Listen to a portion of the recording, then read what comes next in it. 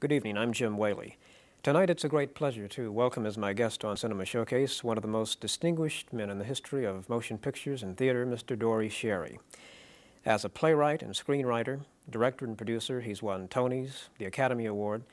For a decade, he was head of production at the then world's biggest and best studio, MGM, during which time the studio released such classic films as Battleground, Singing in the Rain, Julius Caesar, Seven Brides for Seven Brothers, and many, many more. He's told his fascinating story in a book appropriately called Heyday. Join me tonight as I talk with Dore Schary on Cinema Showcase.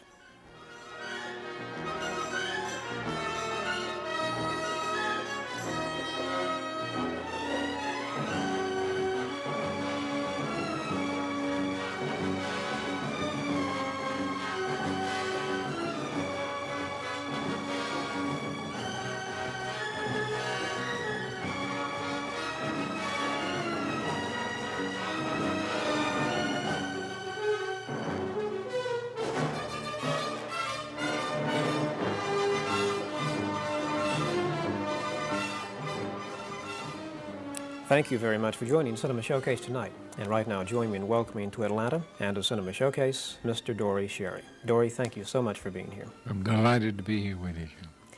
Heyday, let me get the compliment right out of the way at the beginning here. Heyday is, I think, one of the most fascinating books on the entertainment industry I think I have ever read. Was it a difficult book to write? It was.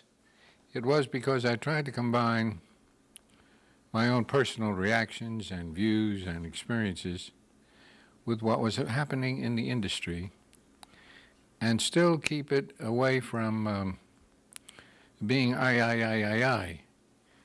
It was tough to do. It's very hard when you're working on an autobiography. You're also tempted, and I'm glad I never kept real diaries, because in the couple that I did keep, I found out I lied to myself. And you know why? Because emotionally, it would be I was recording something that had happened, and my dialogue was very tough and very real, and I told them off. And I looked at it and I said, that's a lot of nonsense. I didn't say anything like that at all. What was of greatest value to me were the scrapbooks that my wife kept. And because then suddenly everything became real out of the past. So I was able to keep things on a very even keel. And also, I determined very early in the game I had no reason to be bitter about anything. And I was going to write about these men with understanding, even though I had my feelings about them, and I would state my feelings, but they were not monsters, pure and simple. They were not ogres that they have been pictured as. They were tough, ruthless, could be cruel, but they were also capable of making the beau jest.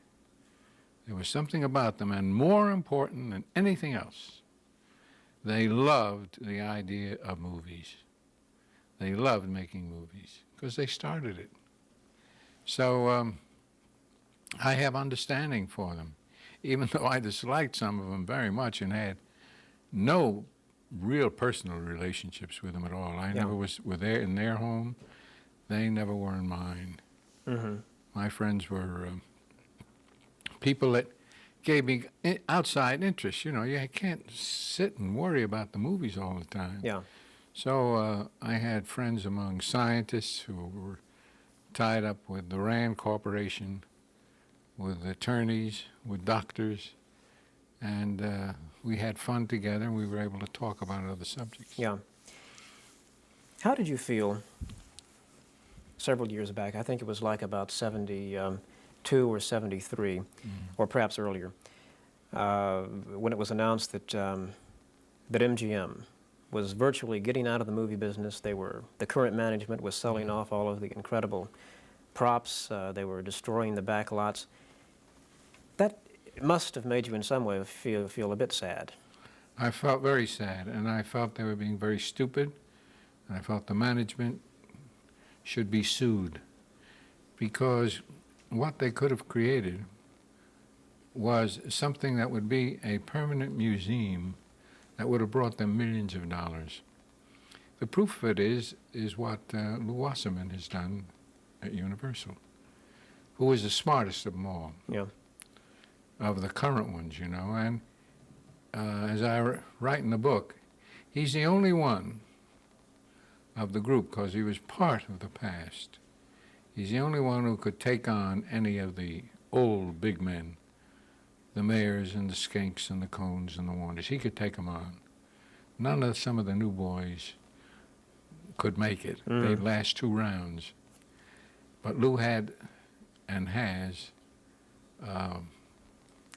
vision, courage, and imagination. And he did something to the studio which is marvelous. Yeah. You know? Yeah. You weren't allowed to bring people on the set before. Couldn't bring visitors on. Now it's a business to do that. Yeah. Yeah.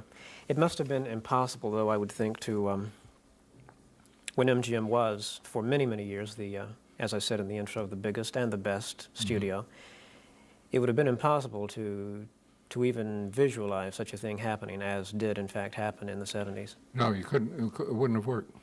Wouldn't have worked. It was too much, because you were actually making too many films. Yeah. And that's one of the reasons you were making. Well, we were making at Metro.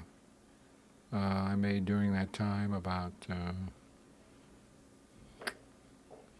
close to 270 films. My goodness. And 280. That's a lot of movies. Yeah. That's about 40 a year. Now, you just didn't have time. You had to work very hard.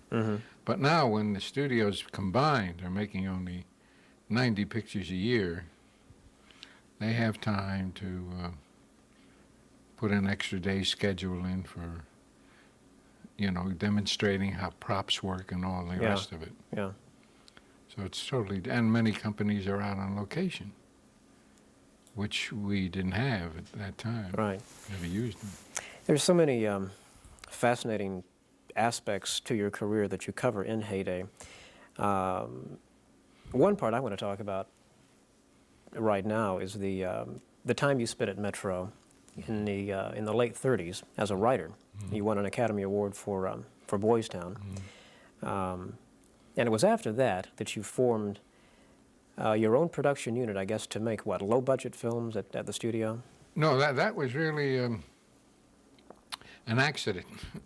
I wanted to write and direct a little story I had read, written by Paul Gallico, which was called Joe Smith America. And I went to my producer, who I had written Boys Town for, and the Edison Pictures.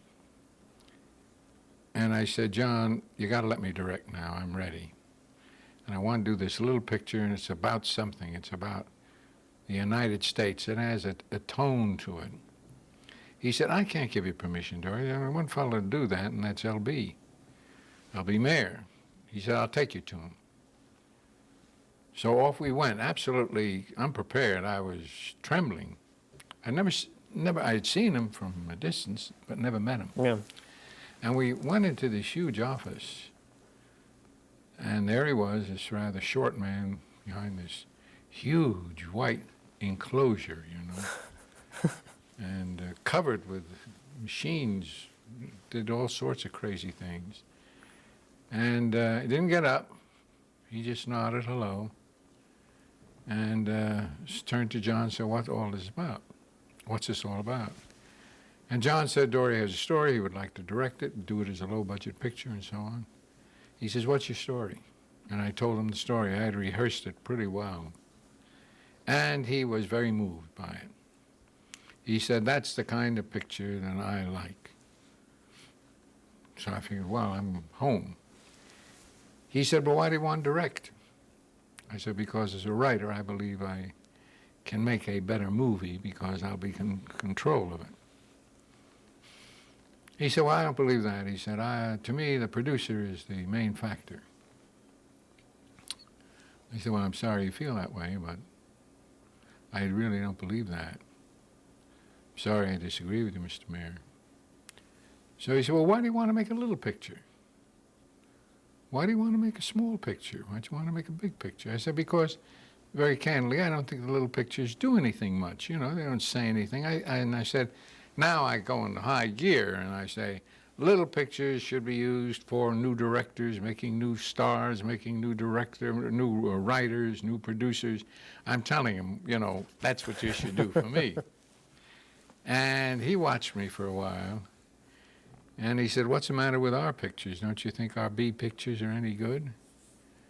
I said, Mr. Mayor, you see, B pictures should be just called low-budget pictures, but they should be used for new directors. And I went through my whole spiel, and he said, well, I'll let you know tomorrow. He cut it all off.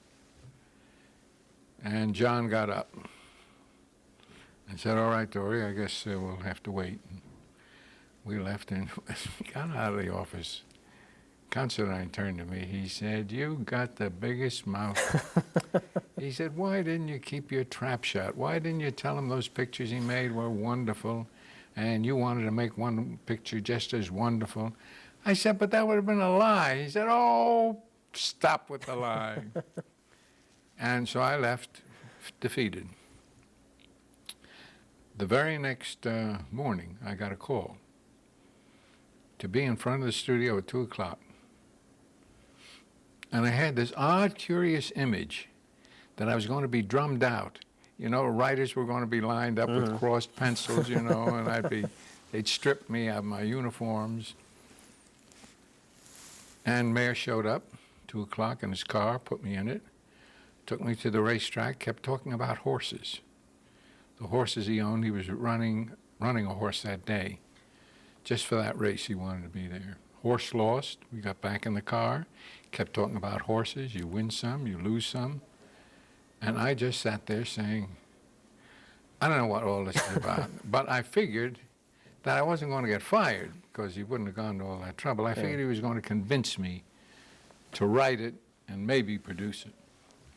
So we got to his office, and he resumed his usual posture, which was kind of like this, you know. And he said, do you believe everything you said yesterday? Well, what do you say to that? You have to say only one thing. I said, yes, sir, I do. He said, okay, I'm going to put you in charge of all the B pictures. I said, I don't understand you. He says, you're in charge. Now let's see what you can do. Now let's see whether you can bring new people in. Let's see what you can make in terms of good pictures. Here's your chance. Well, I'll have nothing to do with it. Our big production people will stay out of it. You pick your own stories.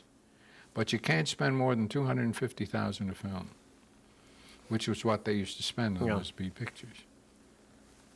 So I said, I have to discuss it with my wife. Well, he thought that was nice. So he said, all right, let me know tomorrow morning. I went home, discussed it with my wife, a few of my friends, all of whom were delighted. They all said, because we all go to work. And I called him up and said, I want to come in and talk to him about it. I went in and asked some questions. I said, you really mean what you say? I will pick the stories. Nobody will rule on them. I make them, I cut them, I cast them. He said, yes. Can I use any of the Metro people? Yes, provided they're not big stars and go over the budget. Unless they're free and have nothing to do. I said, okay. And I'll pick my producers and so on. We went to work. Well, in a period of 18 months, we made 24 films. And among them were some classics. Yes. Lassie Come Home was a classic. Lost Angel. Journey for Margaret. Was a beautiful little picture. Yes. And all these were being made at, you know, a little bit more than $250 because I was getting permission. Right. But Joe Smith American was made for $187,000 and grossed at that time against A pictures, grossed over $2 million. My word. So that gave me, you know, my due bills. Yeah. I was able to work, and everything went so well that ultimately they began to crowd in on me. They began to want to make it. I made Bataan, by the way, and that I got permission to spend $700,000 for. Because he said it's a big picture and you can have all the stars you want. I used them all. And that was a big success. And that's when they began to crowd me. Yeah. And I said, no, I don't want to do that. You also point out in the book that while oftentimes everything runs very smoothly in studio hierarchy, you also had to contend with a gentleman by the name of Harry Rapf. Oh, who, yes, I did. Who often gave you, I think, quite a troublesome time, didn't he? Oh, yes, he did. He fired me twice when I was a writer. And then, he was what, the head of... well, he was one of the executive Yeah. producers. Yeah. And then when he was supposed to be in charge of just the money for the unit. But then he began to butt in and begin to exercise opinions about who should be doing this or doing that. And I told him, you better go see Mr. Mayor. And he said he was going to see him over the weekend. So I came back in the weekend figuring that he'd probably set up a whole big quarrel. It developed he hadn't even talked to him about it. But I had talked to Eddie Mannix, warning him that there was trouble brewing. Mm-hmm. And when Mayor heard that Harry Rapp had done this and had not even discussed it with him, he blew up and played a scene that was horrific. And actually was so cruel and so inhuman that I had to leave the room and I threw up. I could not stand hearing a man call the names that he was called. And he left. And then there was a period of time, again 6 months, where everything went beautiful. Then he started again. This time I was wiser. I decided not to do anything except to get the hell out. So I got out and said I want to do pictures of my own. Yeah, yeah. You, it was after this time, I guess, that you moved over to RKO. Selznick. Yeah, and Selznick. Yeah. Crossfire came out of your years at RKO, which Yeah. I know set a number of standards for the time, Yes. and I know had various problems connected with that. Mm-hmm. But I wanted to move up to the period, it was in 1948 when you became executive, really in charge of production Mm-hmm. at MGM. Initially, what were your relationships with Mayer like? Was he easy to get along with during that first period During of the time? first period, the very first period, we had our long talk with the lawyers and everyone else and with Mr. Skank. No one had ever had a contract such as the one I insisted on having, because having been there, and I wanted written out what prerogatives I had, how far I could go.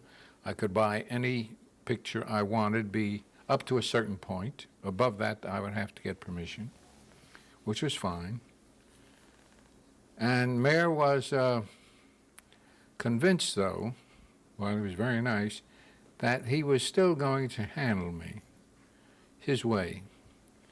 So he didn't want me to make Battleground. He tried to prevent that, which was the first picture I wanted to make. Mm-hmm. And then he went to Skank and tried to stop me there. Then Red Badge of Courage, he stepped into. And finally, I sat down with him and said, LB, it's not going to work. And you better tell Nick that it isn't going to work. So I just leave now. I can get a job, very happy, and we can make a settlement that makes sense for me, and I'll get out. That scared the dickens out of him, because it developed that it was Skank who had ordered him to put me on. Mm-hmm. And then he behaved from that point on, but angrily. Yeah, yeah.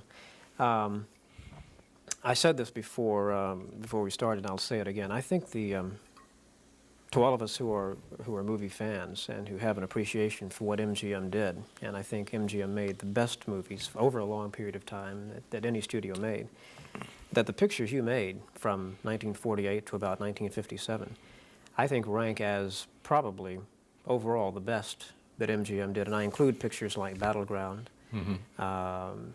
Pictures like The Next Voice You Hear, which I think is a marvelous small film Mm-hmm. which worked so beautifully. And so many of the great musicals that were done. I think, name some of the people that MGM had doing musicals. They were the key to those musicals. You had men like John Green, you had Kelly, you had Vincent Minnelli, you had Irene Sharaff, You had Arthur Freed and Jack Cummings and Joe Pasternak, and you had the most wonderful list of musicians who could do all sorts of things. And then we were able to draw on the talents of George Gershwin's music and Irving Berlin's music with ideas that the producers had. Mm-hmm. And Arthur Freed was certainly the top among those three, and I would rate Jack Cummings next in terms of his ability to do other things, straight pictures. Mm-hmm. And Pasternak had a land of his own. We used to call his pictures Pasternaki, the town, you know, the country of Pasternaki, because they were always very beautiful and very lovely. Hotel suites were the size of a hotel, and his people were always darling and sweet and everything. And finally, we did make a tough picture with him, and he was a little scared about it. But we got Jimmy Cagney and Janet, not Janet, Doris Day. Doris Day, to play in the movie, Mm-hmm. 10 Cents a Dance. Mm-hmm. And of course it was a smash. Yeah. And Joe was kind of in a state of shock because he had never met people like this, you know, people who pushed other people around. This was not the land of Pasternaki. That was not the land of Pasternaki. But he was very happy, and he was very talented because some of those pictures he made grossed very big money. Yeah. They were not real, but they were wonderful. But pictures like, you know, out of that you got, we know about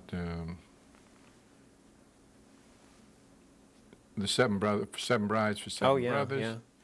And we know about Caruso, he did. Caruso, Yeah. and we know about a whole flood of movies that that musical unit made. Yeah. High Society was a marvelous one. Yeah.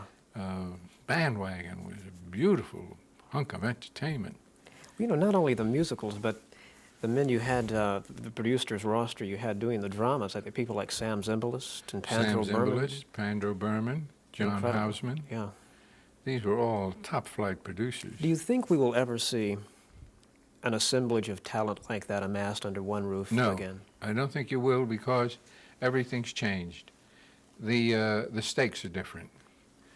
When you're living now in an industry where the stakes are millions, not thousands, when you were insured for life, ostensibly, if you did your job, for $4,000 or $5,000 a week, and that was big money, and you were able to save money. That was fine. You had a pension, so on. You had a reputation. You had position. Now, with what's going on, it's impossible to do because they put together packages. A producer can become an agent can become a producer by getting his top flight star, his top flight director, a writer, puts them all together, goes to a studio, and says, I have these people. And all Dustin wants is, $2 million and 10% of the gross. And this girl doesn't, she's not ready yet, so she only wants $750,000.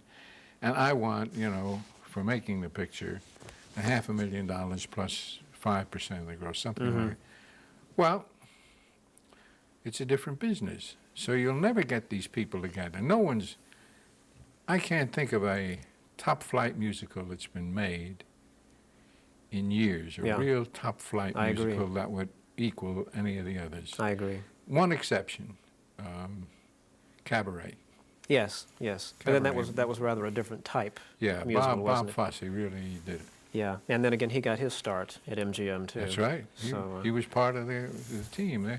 Incredible people came out of that. Andre Previn came out of that. He came there as a sort of a protege of Johnny Green's. Starting when he was 16, I believe, playing the piano in the orchestra. Incredible. We've only got a couple of minutes left, and we've only scratched the surface of this wonderful book. You mentioned that when you left MGM after something of a turmoil in the late 50s, that you were afraid you would only become known as the man who once ran MGM, but you went on to win, I think, 3 Tony Awards just for Sunrise at Campobello, which we don't really have time to go into the writing of that brilliant play, but let me ask you in the time remaining, of the pictures you've made personally, which ones are you most proud of? The ones that meant most to me were Boys Town, because it changed my career, Battleground, because it was the first that I made at Metro and it proved a point, and Bad Day at Black Rock, because I threatened to leave if they didn't let me make that picture, and they allowed me to make that movie. And that was just before we had the blow-up. Yeah. And we proved a point. The picture was a good one. Is rated pretty well today. So those 3, I think, mean something important to me. What's in the future for Dore Schary?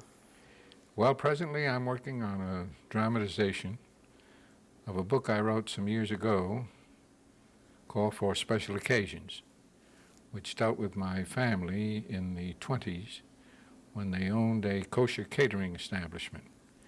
And I want to deal with the immigrant life of that period and blow away some of the ridiculous myths and notions about that period. I want it to be an honest and good picture. Yeah. And good play, I hope. We are out of time. This has been so fast for me, and I hope you've enjoyed it. I've had a wonderful time, Jim. I wish we could go on. I do, too. I can only invite you back again sometime, and much success with Heyday. It's a marvelous book, the autobiography of Dore Schary. And thanks again, and much success. Okay, thank you a lot, very much. Thank you. My thanks to all of you. Until next time, good night.